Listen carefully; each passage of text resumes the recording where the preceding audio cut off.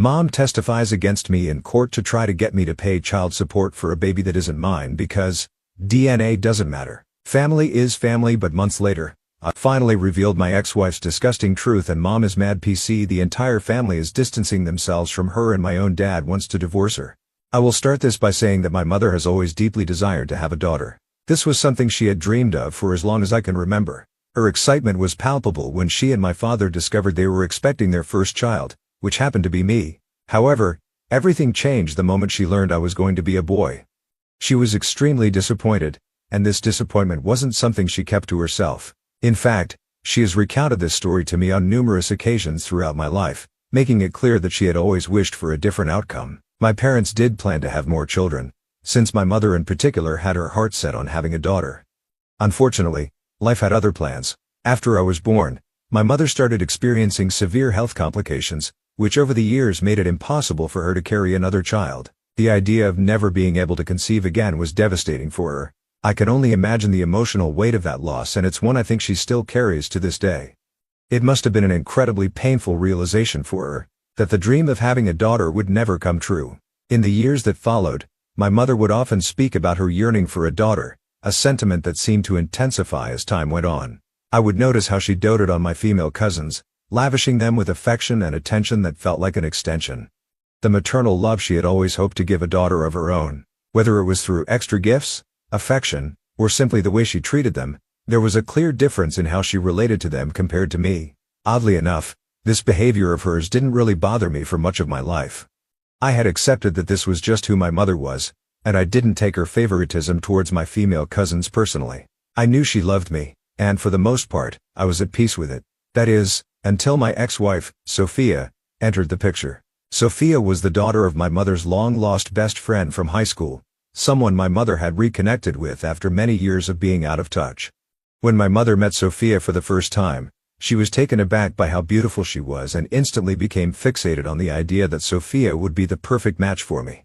At that time, I was single and my mother had been somewhat relentless in her efforts to set me up with various women, but none of those attempts really stuck.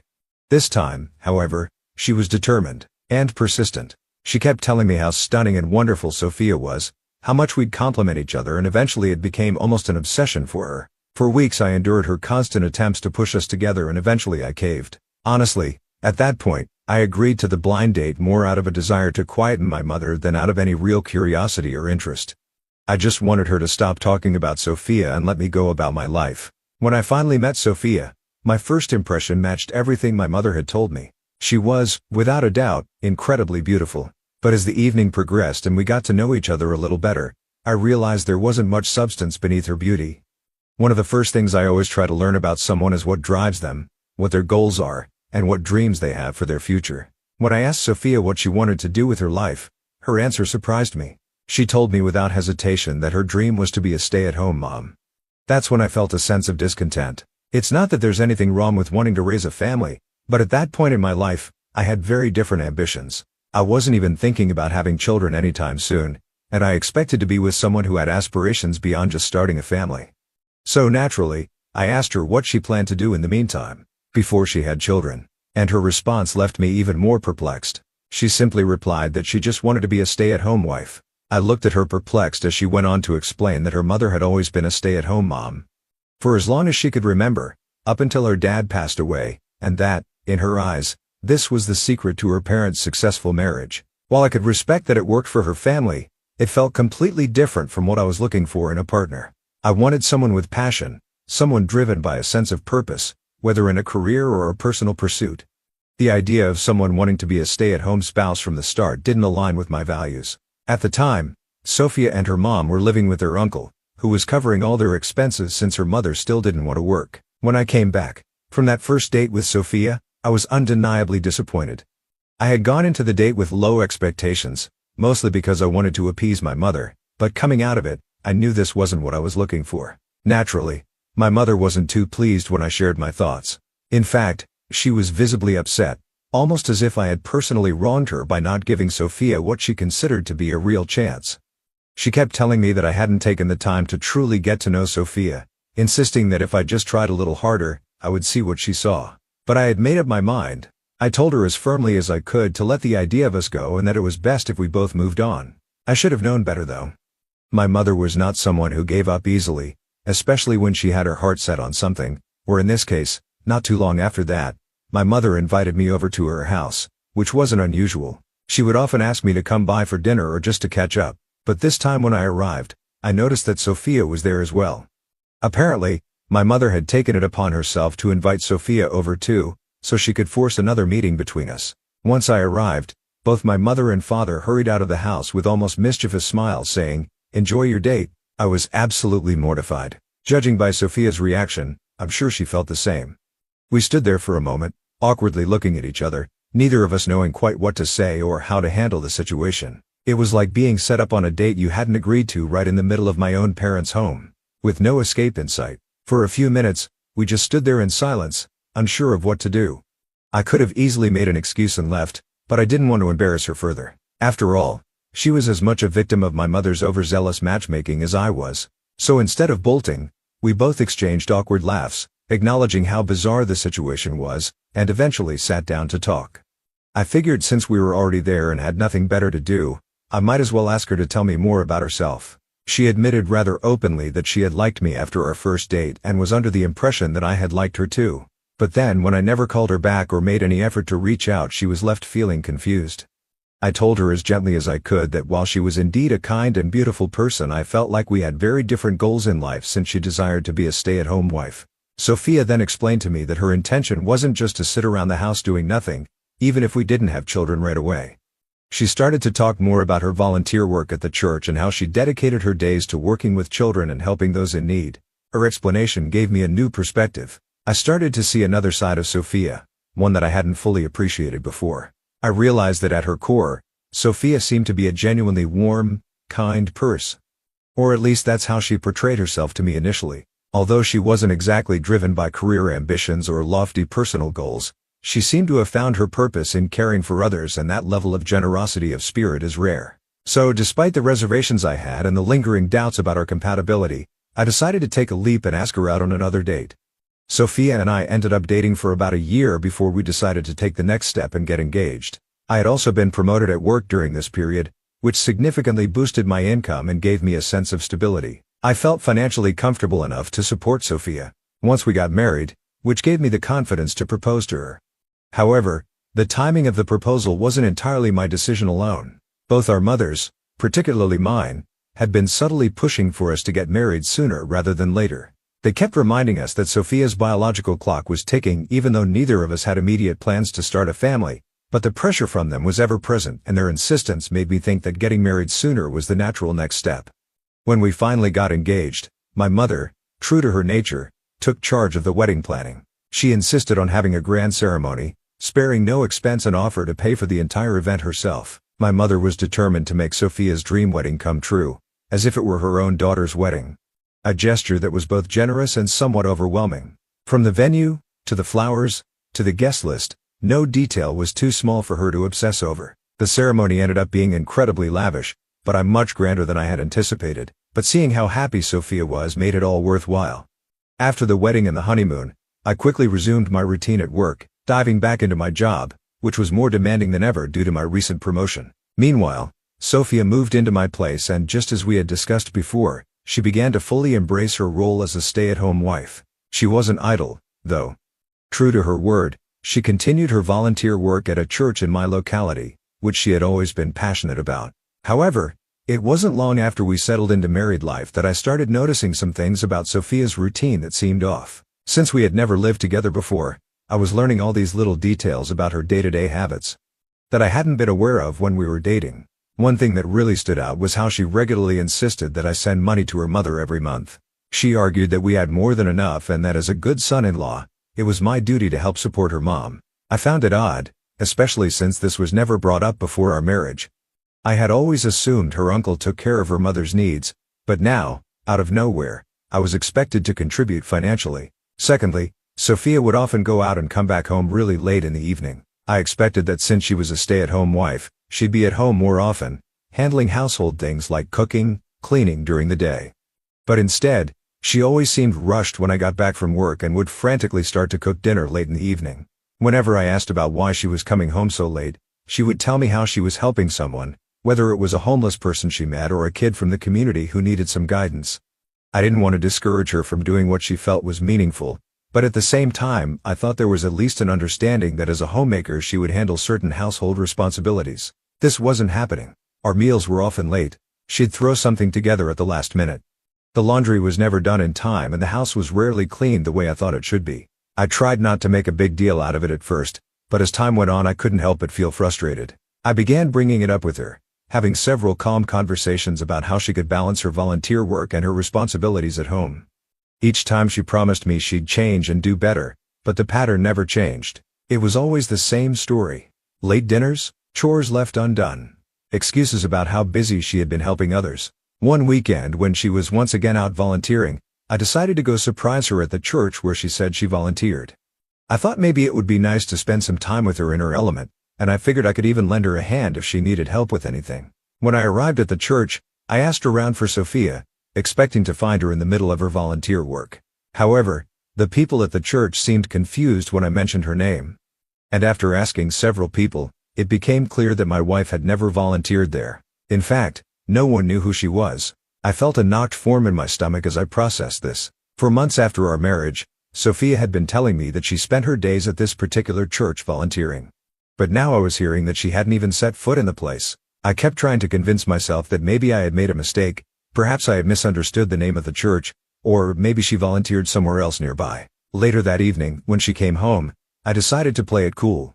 I casually asked her how her day was, and she launched into her usual explanation of how hard she had worked that day, telling me in detail about all the people she had helped and the things she had accomplished. After she finished, I asked her directly what church she had been volunteering at, just to see if she'd give me the same answer. Sure enough, she repeated the name of the church I had visited earlier, the same one where I'd been told she didn't work. That's when it became clear to me that something was seriously wrong. Sophia had been lying to me, not just once, but repeatedly about where she was spending her time. It wasn't just a simple misunderstanding. She had been deliberately deceiving me and I couldn't figure out why. What was she really doing all day? Why was she lying to me over and over again? Something was definitely up and I was determined to get to the bottom of this. Very next day, instead of heading to work as usual, I parked my car a few feet away from our house, far enough to stay out of sight but close enough to keep an eye on Sophia. I had made up my mind I was going to follow her and see where she spent her day. I wanted her to prove me wrong, to head to the church like she always said, and for this entire suspicion to be a misunderstanding. I was even mentally preparing myself to confess to her later, apologize for doubting her, and explain that I had let my insecurity get the best of me. But what unfolded next was something I could never have prepared for. An hour after I left the house, I saw her walk out the front door, but instead of the usual conservative clothes that she often wore around the house or around me, she was dressed completely differently in shorts and a tank top, an outfit I had never seen her wear before. I watched as she got into the car, and instead of driving in the direction of the church like I had expected, she took off in the opposite direction. My heart started racing. I followed her, staying a few cars behind to avoid raising suspicion. I kept telling myself that there had to be a logical explanation. Maybe she was running an errand. Maybe she was meeting someone else from the church. Maybe. Eventually, she pulled into a quiet neighborhood and parked in front of a house I didn't recognize. It wasn't her mother's place and it didn't belong to any of her cousins as far as I knew. I saw a man walk out of the house to greet her. My heart sank as I watched him embrace. And then, to my utter shock, they kissed in the driveway. They held each other, arms wrapped around one another like it was the most natural thing in the world for them. I couldn't breathe. It was like watching a car crash in slow motion, except I was the one crashing and there was nothing I could do to stop it. My hands tightened around the steering wheel as I tried to process what I had just seen. Sophia and the man then walked back inside the house, arms wrapped around each other as if this was something they had done 100 times before. I felt sick. One thing seemed clear to me. This wasn't just a random fling or a one-time mistake. The way they interacted, the comfort between them, it was clear that this was a long-standing affair. My heart felt like it had been ripped out of my chest. All the doubts, the odd timings, the strange excuses, it all started to make sense now. She had been living a double life, lying to me about where she spent her time, while carrying on this affair right under my nose. My first instinct was to call my mother. I wanted to vent, to tell her everything, to hear her voice and get some sort of comfort, but I knew if I told her she would no doubt call Sophia immediately, either out of anger or shock, and that would tip Sophia off. I didn't want Sophia to know that I had found out, at least not yet. I needed proof. I needed concrete evidence of her affair so that when the time inevitably came to confront her, I would have everything I needed to end this marriage. I had to be smart. For 2 weeks after that shocking discovery, I channeled all my energy into gathering the evidence I needed to finally confront Sophia and initiate the divorce. During this time, I met with a lawyer to ensure that my assets would be protected as much as possible when the divorce went through. I knew that Sophia and I didn't have a prenuptial agreement, and I wanted to make sure that the fallout from this betrayal didn't leave me in financial ruin. The evening I finally confronted Sophia felt surreal. I sat her down, calmly told her that I knew about her affair. She looked shocked at first and even tried to argue, to deny what I was saying, but I had come ready for this. One by one, I presented her with all the evidence I had collected over the past month. Photos of her with the man, screenshots of their text messages I had collected from her phone, and even records of the days she had lied to me about being at church. With every piece of evidence I revealed, she knew there was no way to talk her way out of this. Finally, begrudgingly, she confessed. She admitted that the man she was seeing was her high school boyfriend, which I had already figured out after doing some research and finding him on Facebook. She tried to downplay the entire affair, saying that she was just being stupid and that she was just fooling around with him. Nothing serious. She insisted she didn't intend for things to go as far as they had. I wasn't buying it. I looked her in the eyes and firmly told her that I was going to divorce her. She was stunned. I think in some part of her mind, she believed she could talk her way out of it, that I would somehow forgive her or be swayed by her excuses. But when she realized that I was serious, she tried to fight it. She begged me to reconsider, saying that she could change and that we could work things out. But her pleas fell on deaf ears. I knew that if I stayed, I would never be able to trust her again. I calmly told her to pack up her bags and leave. To make sure there would be no confusion or attempts to manipulate the situation with our families, I created a group chat with my parents and Sophia's mother. In the chat, I laid everything out clearly. I sent all the proof of Sophia's infidelity, the photos, the text messages, everything. I wanted them to know the full truth about why I was divorcing her. And I wanted to prevent any false narratives from being spun by either Sophia or her mother. I knew that once the news broke, all hell would break loose, and I wasn't about to leave room for any misunderstandings. As expected, the reactions were intense. My mother was absolutely livid, outraged that Sophia had betrayed me. But at the same time, she and Sophia's mother couldn't help but beg me to reconsider my decision.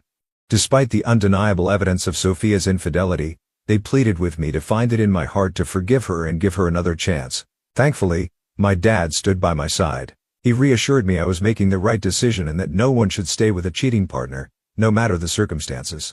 He told me I deserved better and supported my decision to move forward with the divorce. A week after I filed for divorce, Sophia and her mother showed up at my house unexpectedly. Sophia revealed to me that she was pregnant with my child.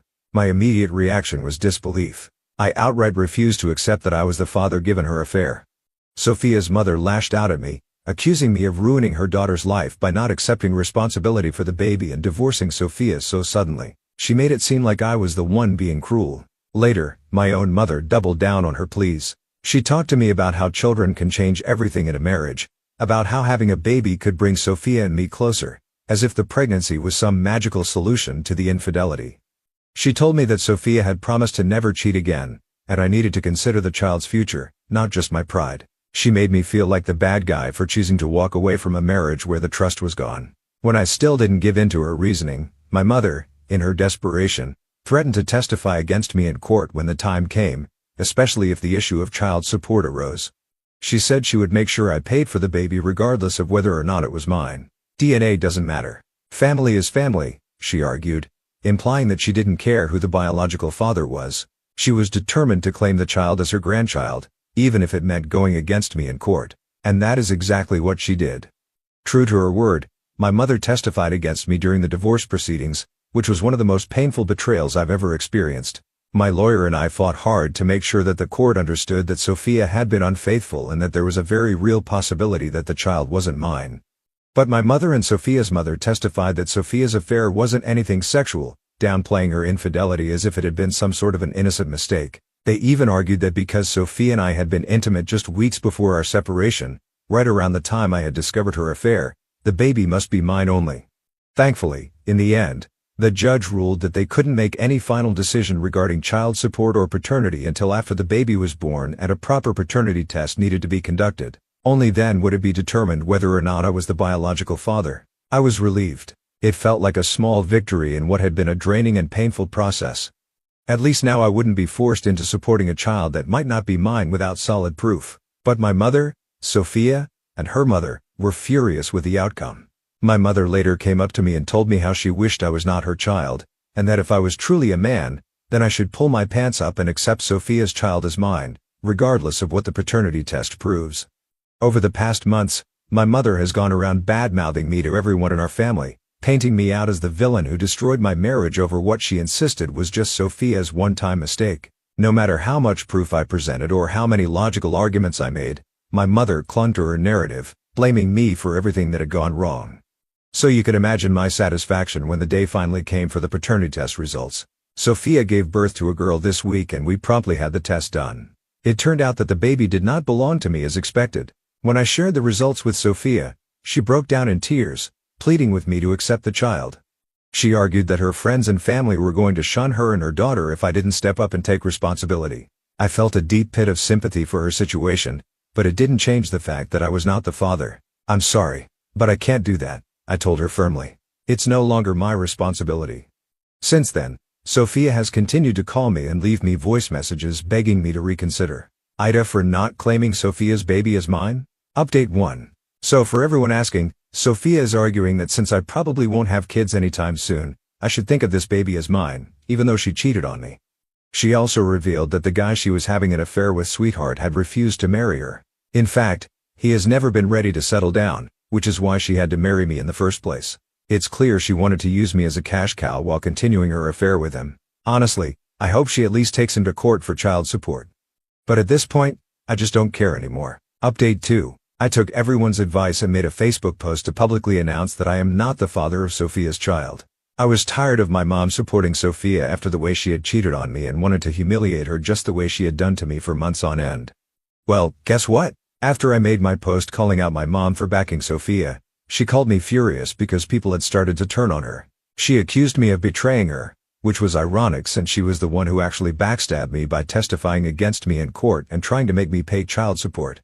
A lot of my mom's friends and relatives had actually believed her at first, but now with the paternity test results in, it is clear that my mom was wrong about Sophia. People are calling her out in the comments of my post as well as to her face, telling her she needs to be a better parent to me and how I am the actual victim in this situation. After my mother called to yell at me, she and Dad ended up having a huge fight. He was fed up with her constantly bullying me and threatening to leave her if she didn't drop her crazy idea of forcing me to accept Sophia's child even though it's not mine. Update 3. It's been 5 months since my last update.